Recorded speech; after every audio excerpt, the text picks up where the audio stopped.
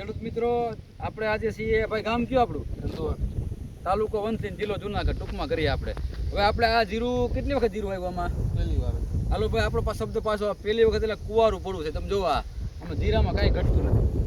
પહેલી વખત તમે વાવો એટલે જીરામાં કાંઈ ઘટે નહીં. જોવા આ કુવારું પડવું છે અને જીરા તમે જોવા આમ ભૂગરા જેવું જીરું જોતો ખરા આમ કંઈ ઘટે જ નહીં. અને કેટલી વખત દવા મારી આમાં? 6-7 વખત દવા મારી છે. અને બાજુમાં બધા નાસણીઓ જો આપણે આવે જો આમ ગિરનાર દેખાય, દાતાર દેખાય, બરોબર છે. લેવલમાં આવી જાય. ધંધો કોયલી નાંદરથી 3 ગામની બોર્ડર બંધાય, ત્યાં ખેતર છે, નાસણીઓ કહેવાય. અને આમાં સેલ ફરી જાય છે. અને જુનાગઢનું જે આખા જુનાગઢનું જે બધું પાણી આવે ને બધું બધું જો આમાં આવે. એટલે બધાય નાવાનું, ધોવાનું, કપડાં ધોવાનું, વાસણનું બધું જે બાયું ધોઈને બધું નાખીને મસાલો બધું આમાં આવે.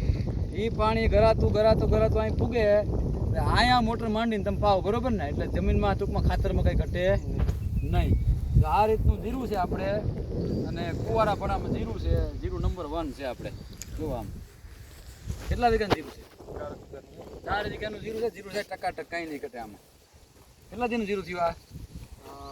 20 તારીખનું વાવતર છે. 20 તારીખનું વાવતર છે ને? એટલે આજ તારીખ કેટલી છે? 24 તારીખ છે ને? એટલે 64 દિનનું જીરું થયું. ટૂંકમાં મહિના દિનનો ખેલ છે. આ જીરું વધારે લંબાય કારણ કે ઠંડુ પાણી પીએ, મીઠું પાણી પીએ, કુવારું પડવું છે અને જમીન સારી છે એટલે વધારે ઊભું રહે 10 દી. પણ જીરું વધારે ઊભું રહે ને ભાઈ ઉત્પાદન જ વધારે આપે, બરોબર છે. આટલા લીલું કેરી જેવું જીરું છે. અને વાતાવરણ ભગવાનની કૃપાથી આમને મહિનો દી લગન ઠંડુ વાતાવરણ રહે, ભૂર પવન વાય એટલે જીરામાં કાંઈ ઘટે નહીં. આવેલા આ બધું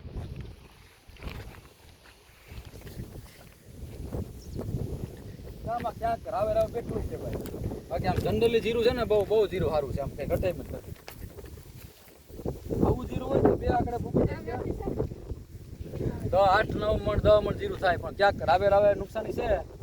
આમ જીરું વાંધો નહીં આવે કાંઈ. આમ ફરતા આમ તમે જોવો ને તો આમ ફરતા ગામ છે, વચમાં 1-2 કટકામાં જીરું છે આપણે. અને જીરું ટોપ જીરું છે આ.